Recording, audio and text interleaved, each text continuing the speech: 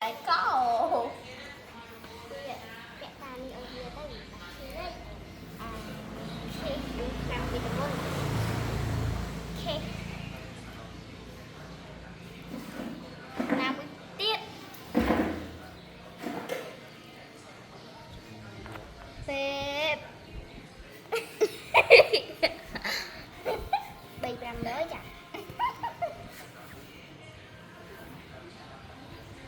Mr. Guesting tôi mà hai con một nè xây tuần chè mới mà đỏ thơ ta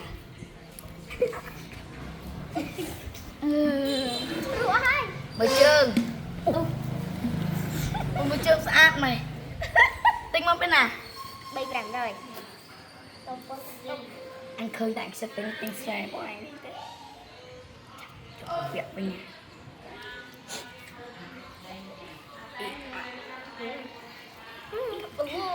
Tròn làm thơ luôn ơi tuần xem coi lên lên giờ